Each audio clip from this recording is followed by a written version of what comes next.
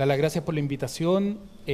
Junto a Carlos Scherer vamos a intentar, la verdad, sostener una conversación con los dos de los principales vaticanistas que existen en el mundo, cosa que para nosotros es un gran desafío. Ya se darán cuenta que al menos yo tengo muy pocas cosas que decir, tengo más cosas que preguntar y escuchar de estos señores. Pero a pesar de eso me pidieron que hiciera una pequeña introducción que la voy a hacer brevemente. El pasado 11 de febrero fue sorpresivo tanto para la Iglesia Católica como para el mundo entero. Ese día, el periodista John Allen, uno de los vaticanistas más prestigiosos del mundo, recibió un llamado de un periodista de la BBC, que le dijo que había rumores de que el Papa Benedicto XVI había renunciado. Allen ha confidenciado que lo han llamado con tantas historias insólitas que ese día no se lo tomó seriamente. A los pocos minutos supo que era cierto. Suspendió la charla sobre libertad religiosa en el edificio de Relaciones Exteriores italiano y tomó un taxi hacia el Vaticano. Probablemente ya sabía que estaba frente a un hecho histórico, que volvería a replantear el rol de la Iglesia en el mundo moderno y sobre todo la relación de la institución con los medios de comunicación. Benedicto XVI, con su anuncio, le recordaba al mundo que la Iglesia es una institución dirigida por hombres y con su retiro la volvía a llenar de humanidad. ¿Cómo cambia la Iglesia con la renuncia de Benedicto XVI? Una visión desde los medios. Ese es el título de esta conversación, el título inicial, como dijo Paco, porque ese hito fue solo un punto de partida. Luego vino un mes, hasta el 13 de marzo, con la elección del Papa Francisco, en el que se abrieron múltiples preguntas al interior de la Iglesia, en todos sus niveles, entre los fieles y también para los analistas. Presenciamos una elección distinta, no solo por el resultado, sino por el proceso. Los medios de comunicación buscaban información que resultaba muy esquiva sobre lo que ocurría en las etapas previas de deliberaciones y luego al interior de la Capilla Sixtina.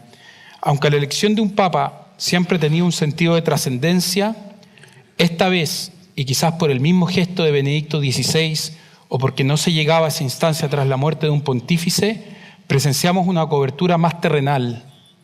En ella se habló de los desafíos de la Iglesia, de los errores cometidos por ella y también de los nombres que figuraban como posibles líderes de la institución. ¿Qué cambios se pueden esperar en el Vaticano en materia comunicacional? ¿Cuáles son las principales conclusiones a las que llegan dos de los principales expertos sobre el Vaticano y qué es lo que viene? Para mí, y creo también que para Carlos Scherer, es un privilegio como periodistas, él es subdirector del diario El Mercurio, poder conversar con dos expertos que recorren a diario los pasillos del Vaticano. Son dos periodistas capaces de obtener información de calidad y análisis de primer nivel en uno de los ambientes informativos más cerrados de Occidente. Y créanme, estoy seguro que eso demanda mucho trabajo, de chequeo de información, de horas de conversaciones con fuentes que deben permanecer en el anonimato. Lo anterior plantea altos estándares de exigencia profesional. Andrea Tornielli ya fue presentado, no voy a repetirlo, y John Allen Jr.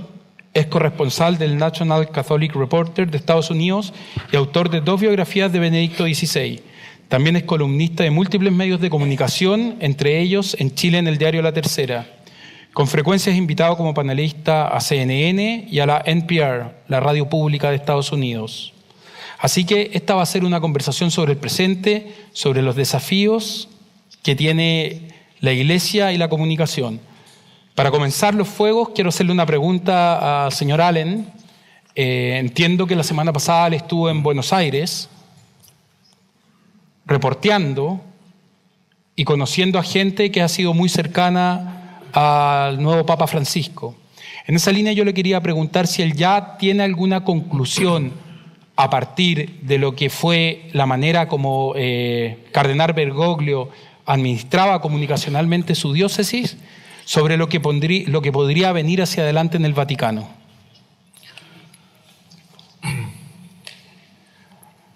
Well, first of all, can everyone hear? Can everyone understand? Yeah. First of all, on the subject of how much a shock the resignation was in the 11th, you didn't tell the best part of the story. Yeah. The best part of the story is the next day, February 12th. I was on the CNN set talking about what all this means to the world. And it was noon Rome time when the Vatican Bulletin comes out. And I, of course, couldn't get off television to go get the bulletin, so I had someone go get it for me. And the guy brings desde el it back. Vaticano, y yo lo mandé a pedir, me lo trajeron, y yo le dije a este caballero, no tengo tiempo para leerlo, ¿hay algo bueno en este comunicado? Y lo vio y dijo, sí, el Papa va a regresar a un estado laico y se va a casar. Y eso fueron 30 segundos, cuando todo parecía que era posible, era un mundo totalmente nuevo. Y de hecho, yo creo que eso es uno de los aprendizajes que tenemos de esta renuncia, porque es un quiebre tan grande que generó el espacio psicológico donde los cardenales incluso estaban dispuestos a considerar algo que era totalmente nuevo, que era justamente elegir a alguien como Bergoglio. Pero tú has hablado también sobre cómo se abordan los medios, cómo él aborda los medios. Yo creo que es un tema de buenas noticias y malas noticias. Yo vengo recién de Buenos Aires, y quienes lo conocían en Buenos Aires le pueden decir que a él no le gustaba dar entrevistas. Yo conocí a dos de sus voceros, uno que trabajó con él en la Arquidiócesis de Buenos Aires desde el año 2007 en adelante, y también el padre Jorge Osterveld, quien estuvo para la conferencia de los arzobispos. Y la pregunta es, dado lo raro que era la entrevista que daba él, muy pocas veces, ¿qué hacían ellos en su tiempo? Les pregunté yo, porque generalmente el vocero debe establecer los contactos con los medios, y este personaje no tenía ningún contacto con los medios. Entonces la pregunta era, ¿qué era lo que hacían estos voceros durante 6 años?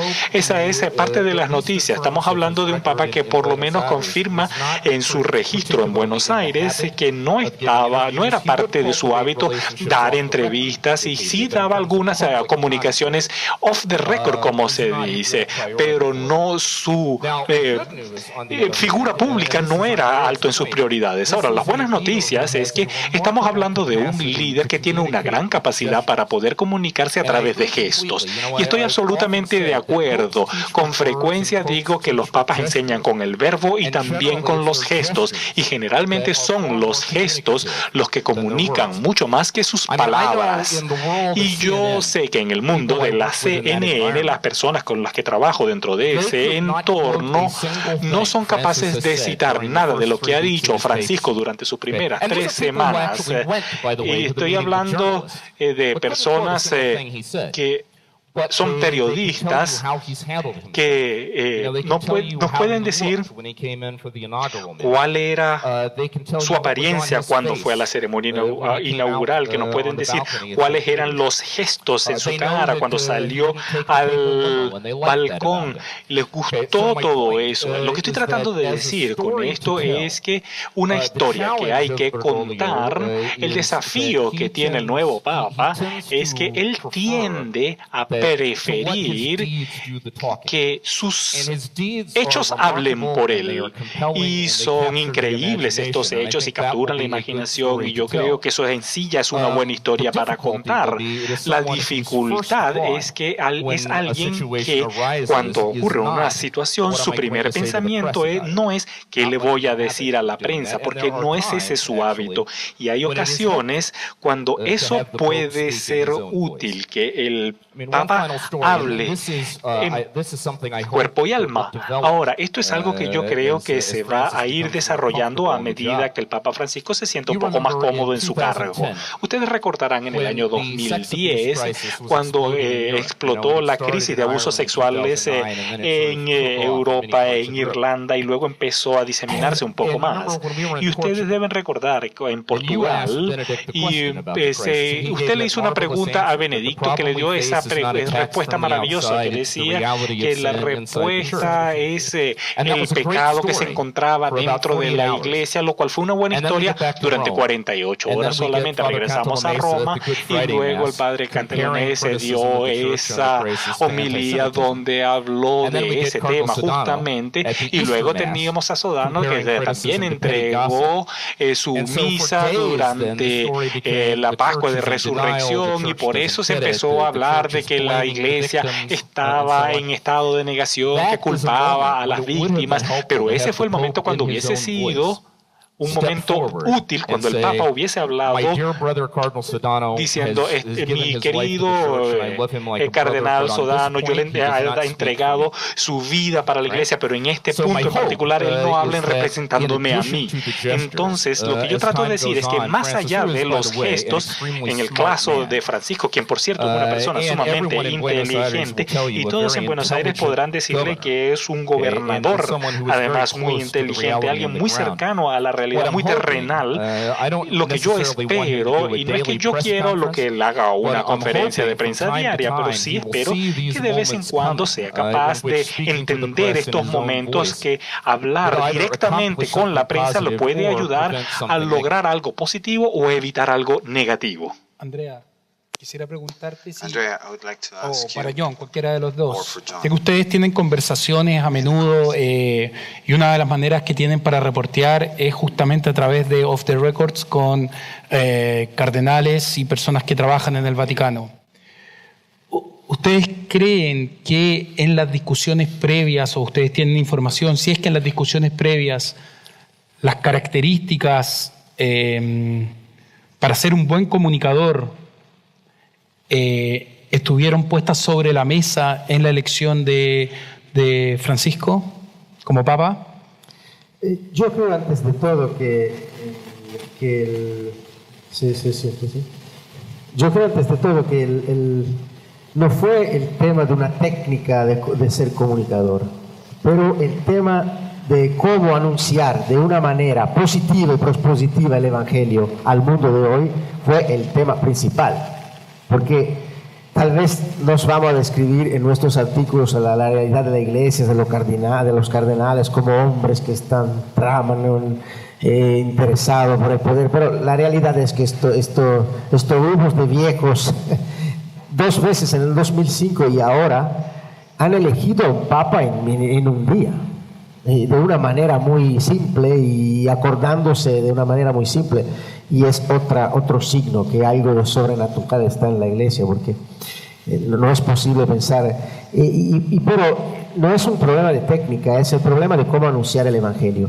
Fue fundamental el hecho de que el cardenal Bergoglio, cuando habló, fue el jueves 7 de marzo, habló sin texto escrito, porque usted sabe que cuando el cardenal Ortega y Alamino, arzobispo de La Habana, publicó, fue porque él le pidió a Bergoglio, quisiera tener el texto de tu discurso, y él le dijo, bueno, el día después lo ha traído, porque él ha escrito, pero él no tenía nada de preparado. Habló por 3 minutos y medio, es decir, que no usó todos los 5 minutos que cada uno tenía que usar.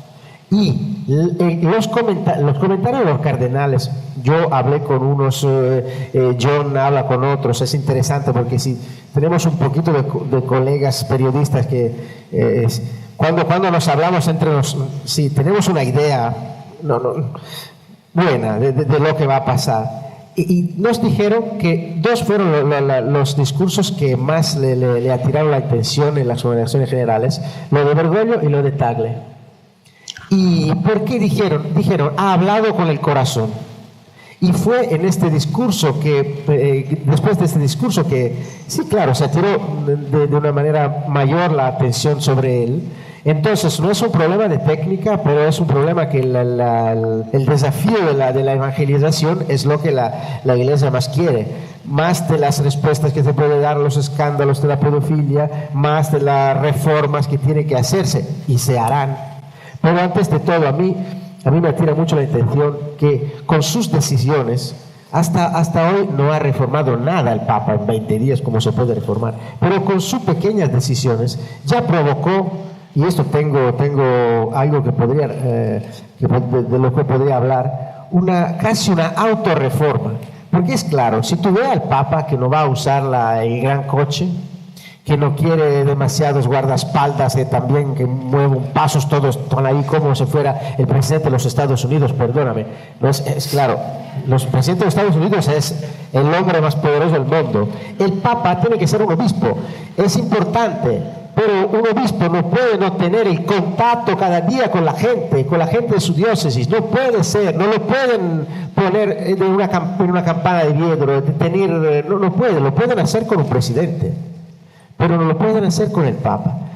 El hecho de que no quiso irse al departamento papal, pero de estar en Santa Marta, le ha hecho perder en unos minutos todo un cierto poder de la corte pontificia, de lo que controla, de lo que filtran, de lo que dicen tú sí, el otro no, porque allá es un lugar donde se pasa, donde habla los curas. Y él dijo, estoy aquí porque me gusta comer con las otras personas, hablar, escuchar noticias. Lo dijo que esta es la razón.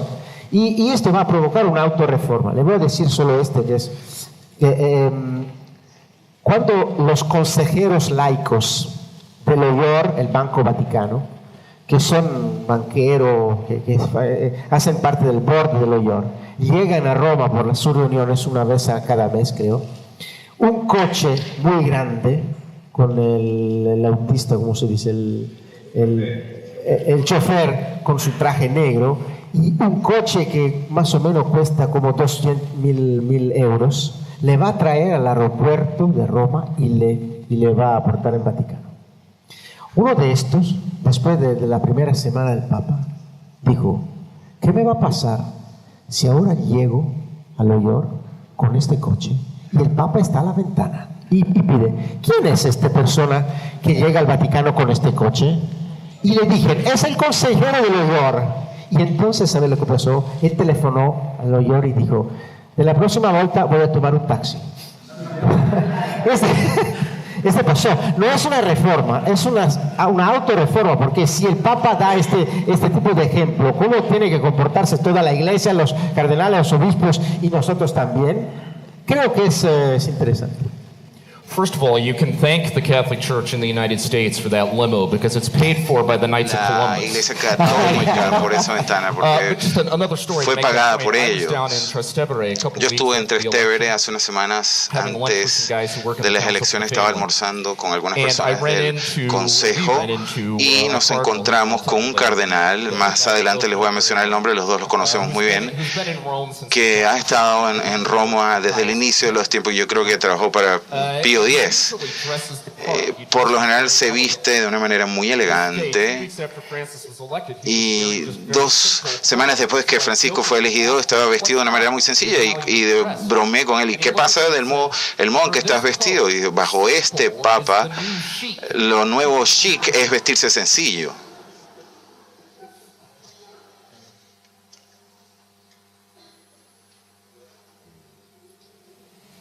Bueno, en un tema un poco distinto que conversábamos con José Luis y pensando un poco en la tarea que ustedes enfrentan como comunicadores de iglesia, comentábamos hace unos minutos que una es el área de la información regular, de la promulgación del mensaje, de la promoción del mensaje y del contenido de la iglesia, que es una tarea constante que tiene sus propios desafíos, pero probablemente los momentos más ingratos de ustedes cuando enfrentan situaciones de crisis, cuando tienen que responder frente a una actitud más invasiva o escrutadora de la prensa.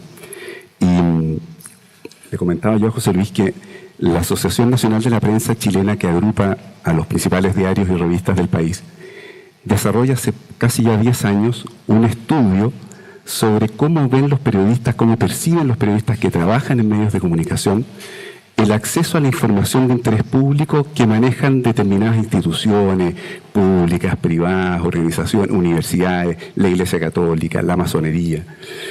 Y bueno, ya hay una serie larga que permite ir viendo comportamientos y cuál es el perfil del estándar. Y tal como señalaba John Allen en el año 2010, en que explotó el tema de los escándalos también en nuestro país y que tuvo repercusiones en nuestro país, se produjo naturalmente un deterioro en la percepción que tenían los periodistas del acceso a la información en poder de la Iglesia en lo que era el reporteo específicamente de este tema. Y la Iglesia Católica bajó varios grados en el barómetro de acceso a la información en Chile. Pero quizás lo que yo encontré más interesante y complejo, y quería después preguntarle a John y a Andrea su experiencia en el Vaticano, es que este ranking o el comportamiento de cada una de estas instituciones, no sé cómo se escucha mal. se evalúa en función de 3 variables, que es la disposición a entregar información, la rapidez y oportunidad con que se entrega y la confiabilidad de la información, que son 3 cosas enteramente distintas. ¿Más lejos? ¿Sí? Ahí. Porque una persona puede tener buena disposición, pero ser muy lento para reaccionar por el tipo de información que entrega. O puede ser de mala disposición, pero entrega información de alta calidad y muy seria y confiable. Yo lo que encontré delicado es que, siendo el comportamiento de la Iglesia propio de toda organización, que cuando son acosadas por una crisis tienden a recogerse y a cohibirse, y por lo tanto disminuye la disposición a entregar, y a veces, como hay que chequear varias veces la información, se deteriora también la variable oportunidad y rapidez en la entrega de la información. Lo que más baja, lo que más se deteriora, era la confiabilidad de la información que entregaba la Iglesia Católica. Y eso es un trabajo que tiene que ver directamente con ustedes y que padecen directamente ustedes en su relación con los periodistas. ¿Cómo es la experiencia de Johnny y Andreas en lo que es trabajar ya ahí directamente con la fuente matriz de todo, en términos de confiabilidad, oportunidad, disposición?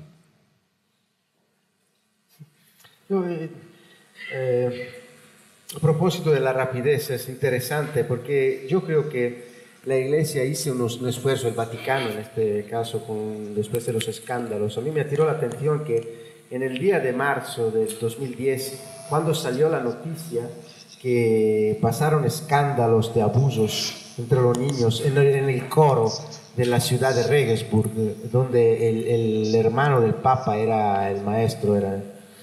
Yo estuve en un restaurante y he visto la noticia que iba en un canal All News de la televisión, y el título era "Abusos sexuales en el coro del hermano del Papa". Que claro, sí, es realidad, pero si tú vas a hacer este título es como va a poner 10 niños muertos en la casa donde habita Andrea Tornielli. La gente que va a pensar que yo soy ligado a este hecho terrible, y no es así. Lo que pasó es que la diócesis de Regensburg hizo un reporte perfecto, muy bien hecho, sobre los hechos, explicando que cuando pasaron el hermano todavía no estaba, y después que estos pasaron no en el coro, sino en la escuela que estaba conectada con el coro y por otra persona. Todo bien explicado, con lo único problema que estaba bien explicado en alemán. Y sí, yo no puedo leer el alemán, desafortunadamente, pero claro, he tomado este texto y lo he con un amigo en Vaticano, porque tienen gente que sabe traducir, que habla lenguas, me la han traducido y he podido escribir un artículo, creo, objetivo sobre los datos. Todos otros diarios italianos no, porque no tenía esta posibilidad. Y esta es cómo se puede hacer que una información así sensible, que habla del Papa y de su hermano, no se van a traducir en lenguas más comprendidas, inglés, español. Inglés lo van a entender más o menos. Y este es por la rapidez, este es algo, pero ahora se están dando cuenta que lo mejor sería prevenir, pero también tienes que responder a menudo, porque si tú no respondes, la noticia va a estar y esta va a seguir estando. Y usted sabe que un diario imprimido se olvida porque están solo en las bibliotecas. Algo que está escrito en internet se citará siempre en los tiempos, porque siempre lo vas a encontrar. Y una noticia falsa que está en internet permanece siempre. Pero ahora se han dado cuenta de la necesidad de responder de una manera más rápida. Well, I agree with everything you just said. It's funny hearing you talk about the report from Regensburg. Es gracioso que hablaras del informe de Regensburg, porque yo estoy trabajando, podrán escuchar que hay un caso del padre Corazzi en Buenos Aires que ha sido acusado de abuso sexual, fue acusado formalmente en 2010 y está luchando contra esa convicción. Lo que resulta es que la Iglesia en Argentina realizó una investigación muy detallada en este caso y publicó los resultados de la investigación por un jurista independiente, pero desafortunadamente solo existe la decisión y el informe en español, y yo estoy tratando de traducir al igual que tú hiciste en el caso de Records. Déjame responder tu pregunta en general. ¿Cómo se haría con fuentes anónimas? ¿Cómo se obtiene información de manera oportuna cuando estás cubriendo el Vaticano?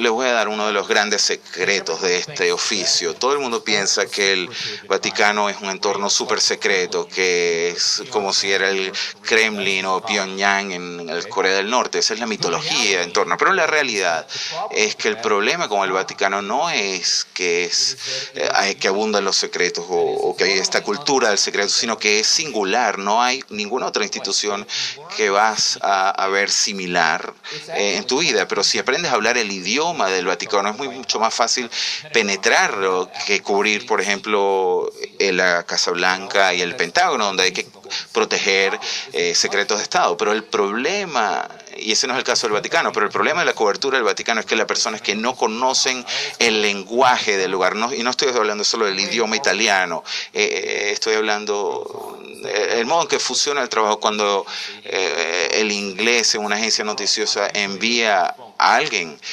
a Roma. Yo por lo general soy la primera llamada que recibo de esta persona, soy yo.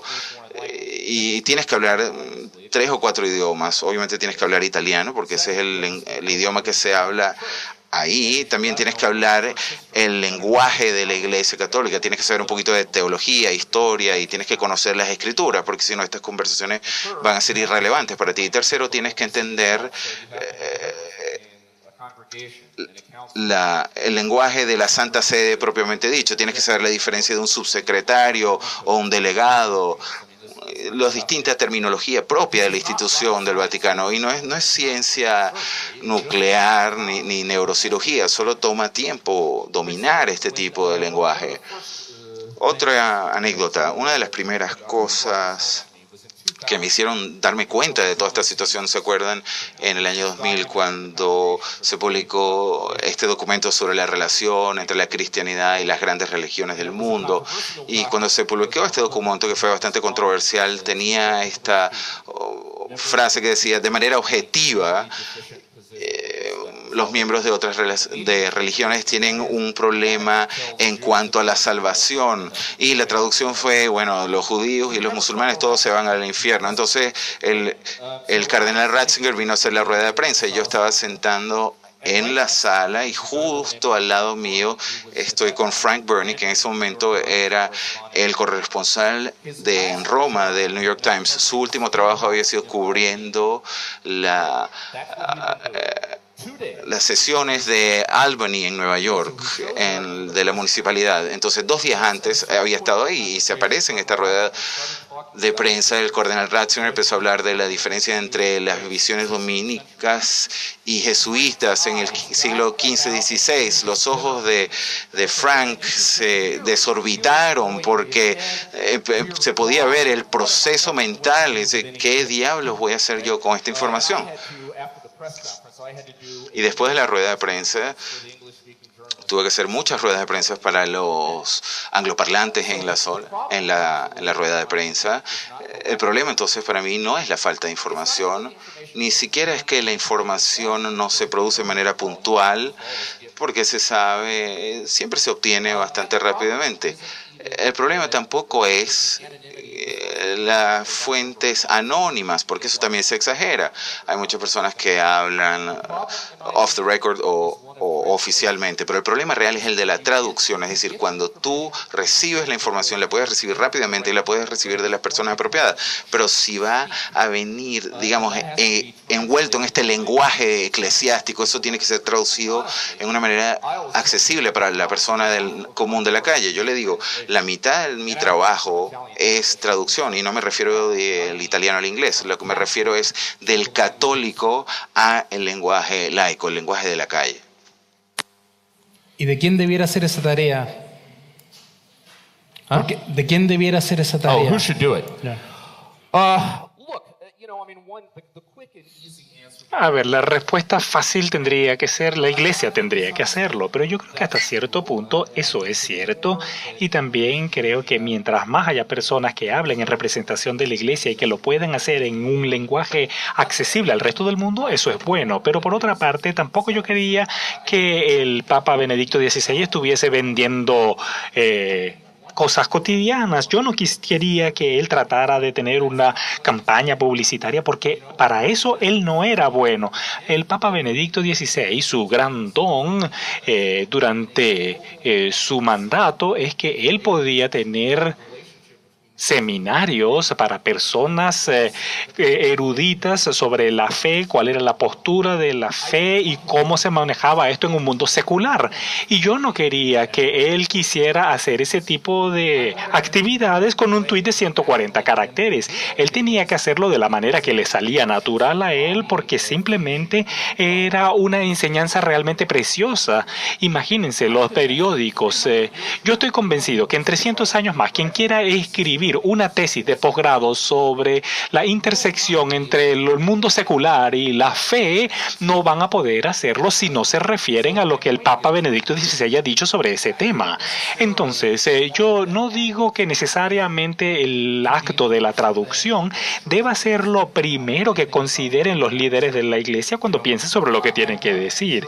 Yo quiero que la iglesia haga su labor y yo quiero que el liderazgo de la iglesia haga su tarea en enseñarle sus enseñanzas al resto del mundo, pero a veces eso va a involucrar hacer uso de fórmulas teológicas complejas. A veces va a haber temas que no son de conocimiento común. Ese es el precio que a veces hay que pagar para poder establecer los cimientos. Ahora, la traducción o nosotros, personas como nosotros, nos preocupamos de la traducción y yo creo que en general, y para ser honesto, la traducción, tenemos ejemplos que abundan de políticos, de líderes corporativos, quienes nunca se han preguntado qué es lo que tengo que decir. La única pregunta es cómo puedo venderlo. Entonces, dejemos eso como la segunda pregunta y concentrémonos principalmente en el tema de contenido. Well, I would also like to address the topic with you. El tema de la particularidad periodística que tiene el sector que ustedes cubren.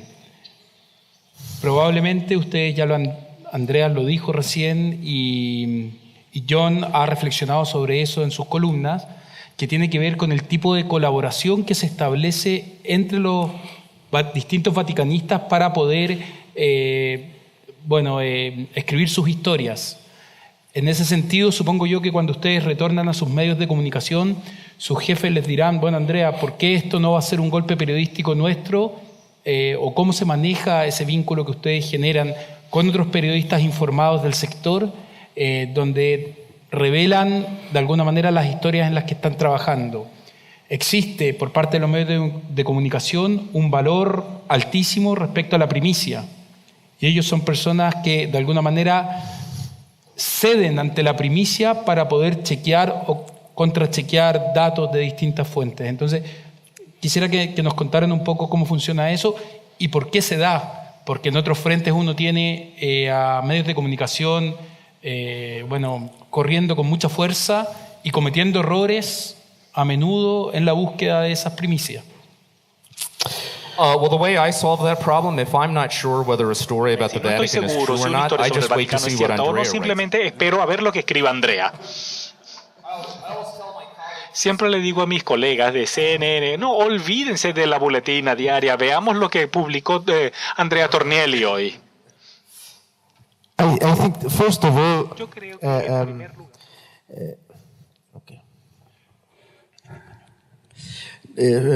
sí, en español, perdón.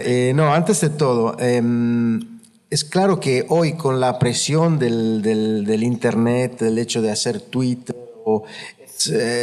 hay una presión para hacer en prisa las cosas y también hay unas cosas que no hemos dicho muy bien, pero tal vez esta es mi experiencia en los diarios donde he trabajado. Tal vez es difícil hacer comprender a los jefes del diario lo que son noticias verdaderamente fundadas y lo que no lo son. Porque van a ganar, estoy hablando de la realidad italiana, John, de los diarios italianos, que tienen juntas las dos aspectos que en otros países, por ejemplo, en el mundo inglés, hay los tabloides populares y otros diarios más. El problema es que no tienen las capacidades de juzgar, y por eso quien la va a decir más grande, más explosiva, gana el espacio en el periódico. Yo he leído en estas 2 semanas el hecho de que el Papa Francisco va a hacer una Secretaría de Estado con 3 cardenales juntos. Vamos a ver, fue un desastre, podría ser un desastre con 1, sí, con 3, es claro, colegialidad no significa que no vamos a poner un jefe, vamos a poner 3. Sí. Por ejemplo, he leído artículos que los cardenales se iban a elegir a un papa con más de 80 años porque sería estado más libre. He leído que tiene como consejero teológico a Monseñor Ladaria solo porque es jesuita. Entonces, cosas que a mí yo no la he escrita porque no me resultaban como fundadas. Pero quien la escribe va a ganar espacio. Entonces, si yo te voy a decir, tengo algo de interesante, el Papa tiene como su escritor de documentos, y tú lo vas a publicar, lo publican, no va a pasar nada te va a desmentir, porque si tú vas a decir que el Papa tiene un consejero jesuita, es claro que la sala de prensa no te va a decir, no tiene un consejero. No, pero así pasa que las noticias que no son fundadas van a ser publicadas.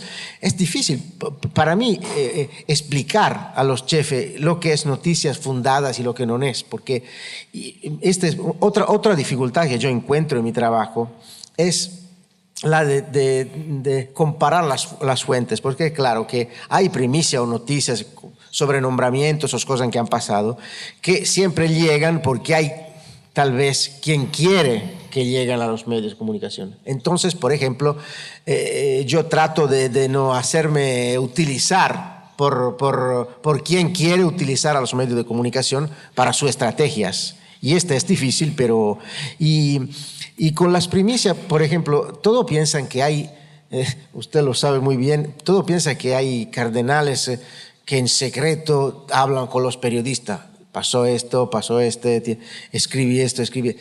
Tal vez la realidad es muy simple, más simple, porque puede ser que un cardenal habla con su secretario y tal vez tú escuches lo que pasa o que otra persona te viene a referir. Lo importante es tener buenas fuentes que nunca te van a traicionar, en el sentido que lo que te dicen tú sabes que es verdadero, y después de años y años de trabajo, John lo sabe muy bien, sí, tú puedes tratar de tener fuentes que te permitan de dar una buena información. Siempre hay, mi experiencia, siempre hay protesta hay gente también que frecuenta mi blog que querían solo leer el boletín oficial de la sala de prensa, pero para hacer esto no necesita el periodismo, no necesita un periodista. Tú vas a leer lo que dice el boletín. Lo que puede dar el periodista no es solo buscar noticia y darla, encuadrarla de una manera que sea lo más correcta posible. Y también hoy lo que mucho falta es que tú puedes irte a leer el boletín de la sala de prensa, a leer lo que ha dicho el Papa, pero el contexto, este trabajo de lo cual habló John, de traducir, de contextualizar, de ver confrontando con los precedentes históricos, que es importante porque ahora tenemos una memoria muy corta sobre las noticias. Todo parece nuevo, todo parece un caso, todo parece nuevo, y no es absolutamente verdad. Si tú vas a ver, ahora dicen que nunca... Que la novedad de Francisco, porque tiene la Jeep, la Papa Móvil descubierta, y va el Papa Benedicto lo hice, creo, última vez en octubre, hice lo mismo con una Jeep descubierta. Entonces no es algo que Entonces el periodista tiene este sentido, esta misión, esta tarea de explicar, de contextualizar, y eso hace la diferencia.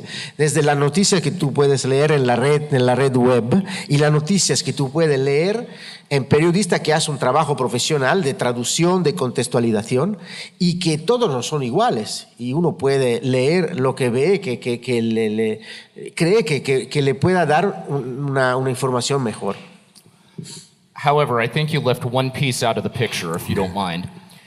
Let me give you one other dirty little secret about Quiero darle otro covering the secreto Vatican. sobre el periodismo en el Vaticano. Y déjenme decirlo diciendo que yo tengo 10 años viviendo en Italia y el 30% de mi año lo dedico. Y yo estoy enamorado de Italia, enamorado totalmente de Italia. Sin embargo, el clima periodístico en Italia es otro factor que a veces significa que uno tiene que saber en quién puede confiar en términos de las cosas que uno escucha y lee sobre el Vaticano. Historia famosísima del año 2004.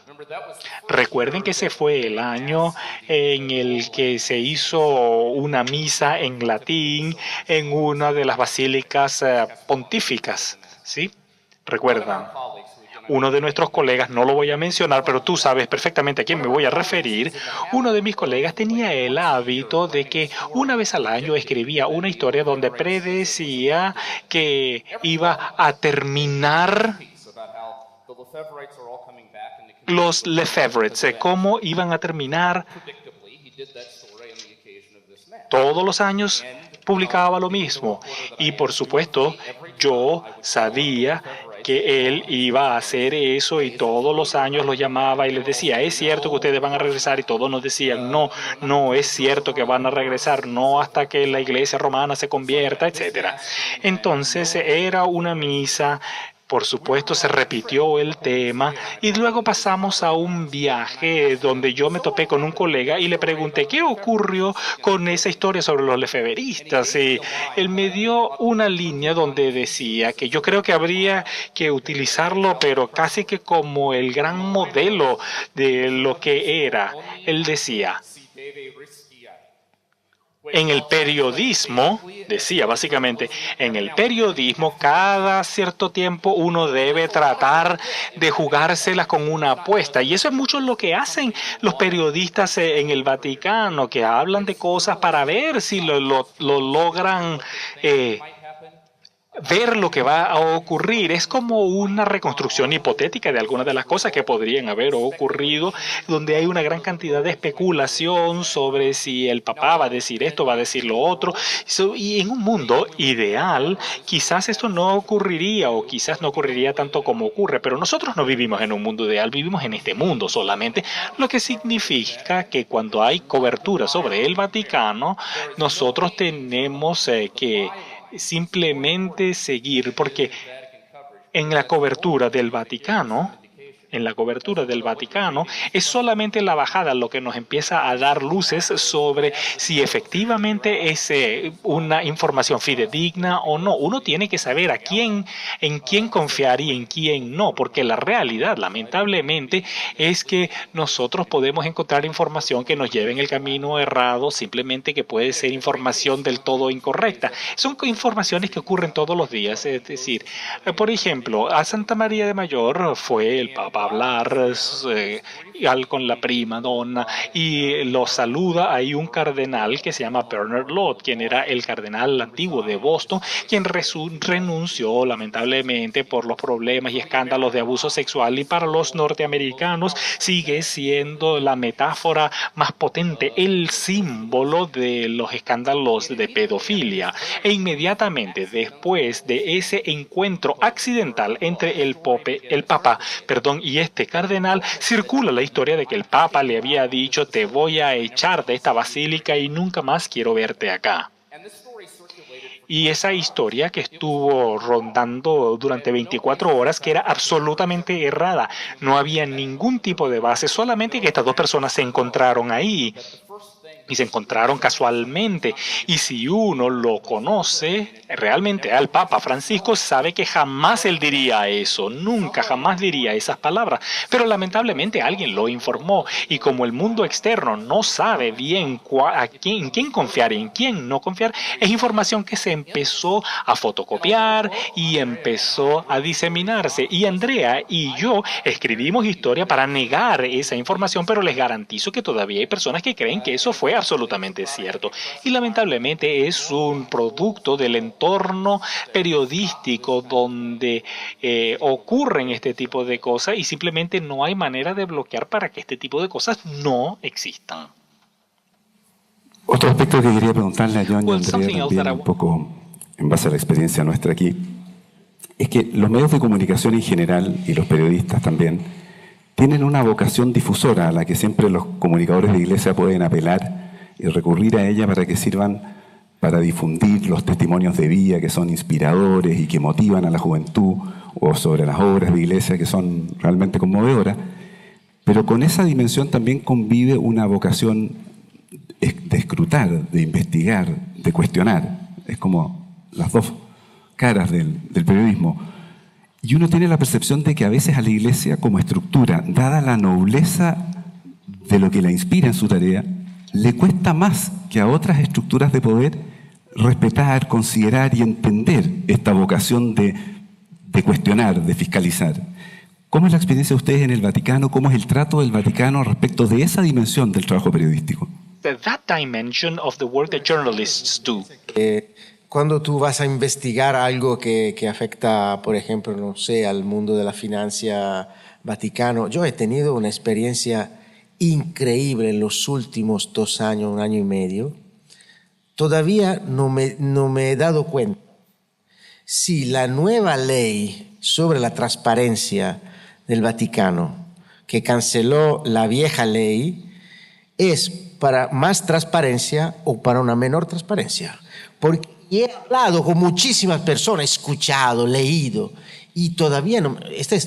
Tal vez es difícil hacer una idea clara, y mi experiencia en este caso era que cada vez que iba a escribir, aunque también solo una pregunta sobre el hecho menor transparencia, pero ¿por qué han puesto esto? Dijeron, no, claro, no entiende nada porque es todo para la transparencia. Y otra vez, si tú vas a sentir otra campana de otras personas, el contrario. Entonces, tal vez es difícil porque es claro, yo creo que no hay instituciones que sean así abiertas en frente de personas que va a preguntar de hechos de casa propia, investigar.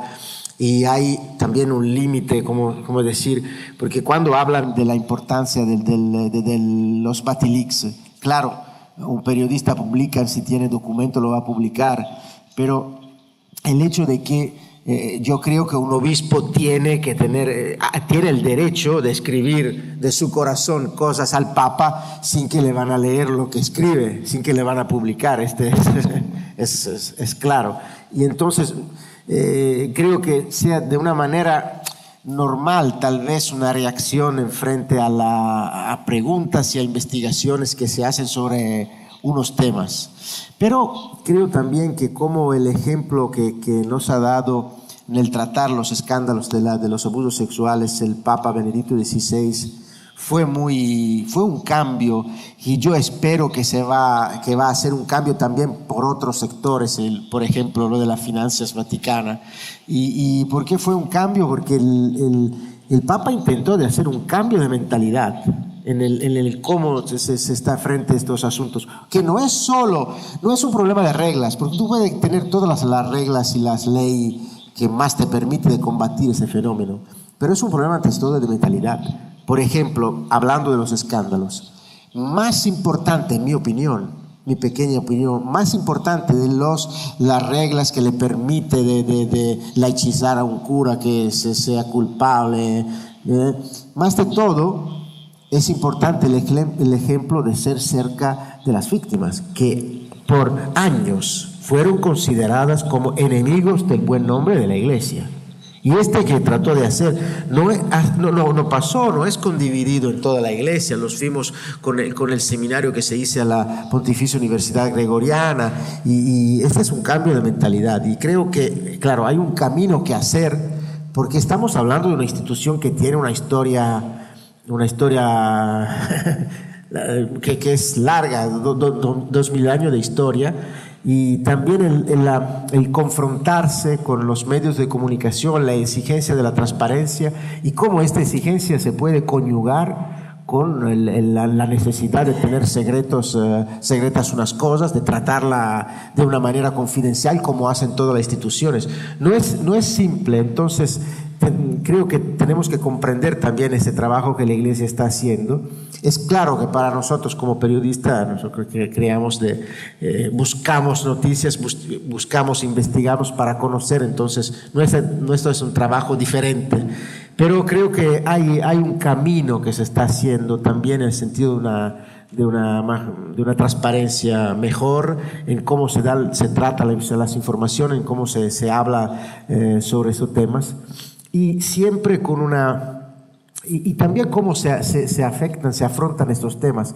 John antes recordó la pregunta en el viaje en Portugal, cuando el Papa dijo que la persecución mayor para la Iglesia no llega desde los enemigos del exterior, pero por los pecados en el interior de la Iglesia. Palabra muy fuerte también como para una mirada sobre la vida de la Iglesia.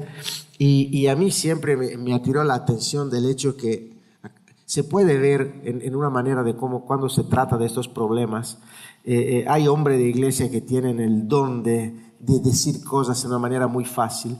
Ratzinger en el año 2000, presentando a la purificación de la memoria que hizo el Papa Juan Pablo II en la sala de prensa, recordó a este que no es una broma, pasó el mejor secretario de Estado de la historia de la Iglesia, momento de suspensión, fue el cardenal Consalvi, el secretario de Estado del Papa Pío VII. Y eran los años terribles de Napoleón. Y un embajador le preguntó al cardenal, le dijo, Eminencia, ¿usted sabe que Napoleón quiere destruir a la Iglesia? Y la respuesta del cardenal fue, no lo hará. No lo hemos podido hacer nosotros en 2000 años, que es una respuesta fantástica porque es el sentido de lo que hay de sobrenatural sobre la Iglesia. Si los hombres de la Iglesia no la han podido destruir después de 2000 años, algo hay que es verdaderamente un milagro. Okay, vamos a pasar ahora a una ronda de preguntas del público. De los aquí presentes. La primera, muy breve, pero es para satisfacer cierta curiosidad periodística que brotó a raíz de un comentario de ustedes, es ¿por qué dijeron que el cardenal Tagle destacó en las congregaciones? Destacó. ¿Por qué dijeron que la presentación del cardenal Tagle fue importante en las congregaciones? ¿Y quiénes fueron los cardenales que destacaron más en el cónclave? Yo no sé de lo que creo que habló de la nueva evangelización, pero no sé el contenido. Solo me dijeron que atiró la atención como palabra dicha con el corazón. Entonces fue uno de los dos discursos que más le tocaron a los cardenales. Solo esto sé, no sé exactamente, no sé el contenido. Habló de la evangelización y de su experiencia en su diócesis, pero solo esto, ¿por qué lo dijeron los cardenales entonces? Actually, I think I do because yo creo que sí sé un poquito. Un par de los cardenales ya hablaron de lo impresionante que había sido Tagle. Tuvimos una reunión con algunos anteriormente en un senado de arzobispos, pero la clave de ese discurso, Luis Antonio Tagle, aunque todos lo llaman Chito, hizo 3 puntos. Dijo, la iglesia quiere evangelizar exitosamente en el siglo XXI. Para hacerlo requiere 3 cualidades. 1, debe ser más humilde, una iglesia más humilde. 2, debe ser una iglesia más sencilla. Y 3, debe ser una iglesia con una mayor capacidad de silencio. Es decir, no podemos seguir detrás pensando que tenemos respuestas prefabricadas para todos los problemas del mundo. Lo que más podemos hacer es acompañar a una persona en el momento de la necesidad en lugar de tener que explicarles por qué les está pasando. Entonces, más humildad, más sencillez y más capacidad de silencio. Y lo han hecho. Han elegido un papa de esas mismas características y Tagle obtuvo lo que estaba pidiendo. Padre Marcelo Catril, que es sacerdote de la diócesis de Valparaíso y capellán circense de Chile. Circense, ¿sí?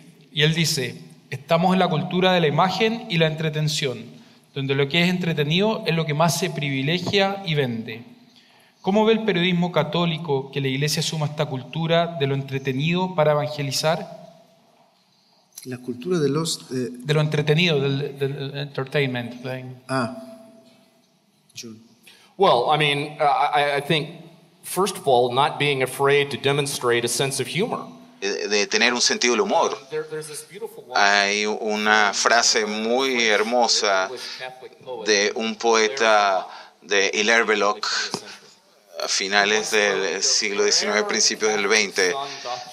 Donde brilla el sol católico hay risa y buen vino tinto. Yo por lo menos siempre lo he encontrado que es así. Y yo creo que ese tiene que ser el espíritu. Y les digo, aquellas personas que hacen la iglesia más atractiva son aquellas personas que tienen una capacidad robusta, un buen sentido del humor. Hablábamos esta mañana de uno de nuestros cardenales estadounidenses, Timothy Dolan, que yo estoy muy convencido que si no fuera cardenal sería un humorista de stand-up. Alguien debería grabarlo constantemente, perseguirlo y publicarlo, porque la gracia que tiene esta persona de Tim Dolan. Le voy a contar 2 anécdotas. Uno, cuando lo nombraron el nuevo arzobispo de Nueva York en 2009, él viene de una una ciudad en Estados Unidos que se llama San Luis. Su equipo de béisbol se llaman los Cardenales y en Nueva York son los Yankees. Entonces uno de los reporteros trató de engañarlo y dijo, bien, si los Cardenales y los Yankees juegan la Serie Mundial, ¿por quién va a ir usted? Y él sin faltar dijo, bajo esas circunstancias yo sería el primer arzobispo pro escogencia en la historia de Nueva York. Segundo, cuando recibió su nombramiento como cardenal, la introdujo al Papa, a su madre, la trajo, y el Papa Benedicto la mira y le dice, pero para mí usted parece demasiado joven para ser la madre de un cardenal. Su madre le respondió de inmediato, ¿esa es una declaración infalible, acaso?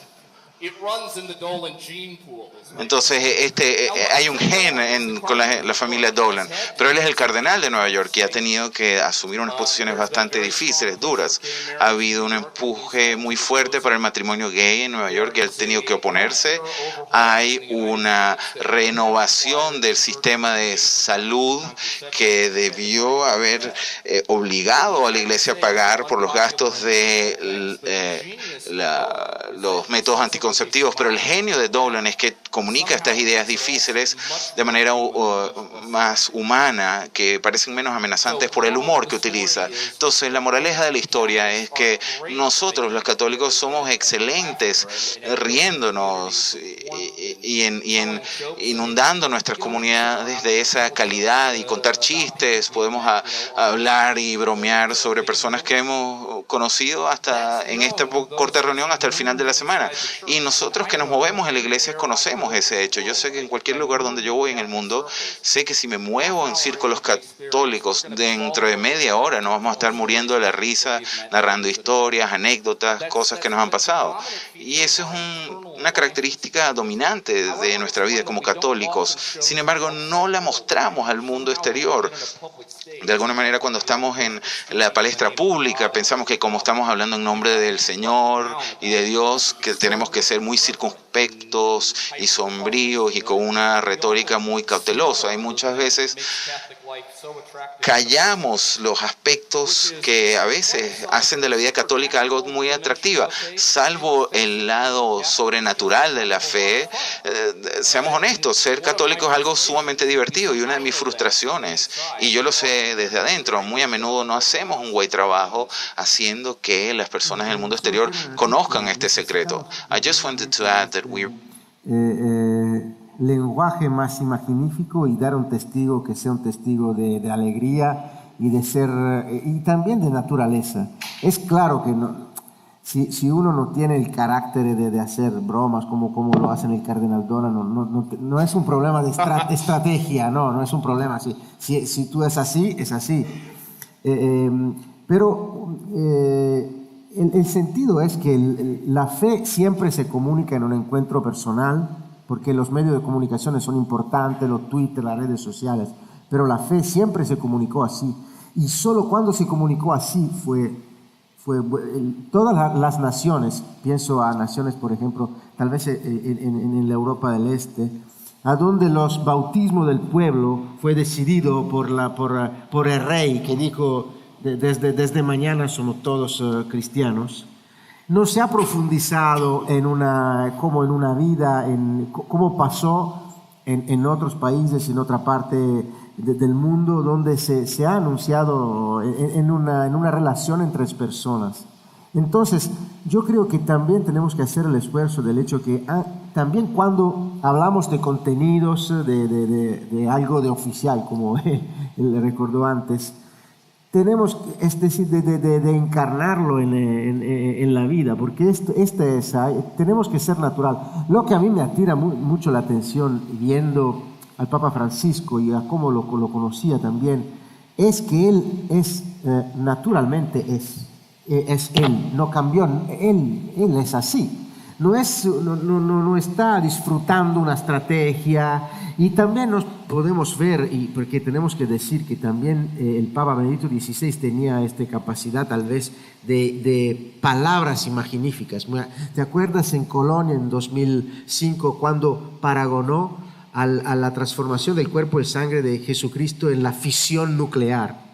O cuando habló en 2008 al Bundestag de la razón del hombre que no está abierta al sobrenatural como un palacio sin ventanas, solo con la luz artificial en el interior.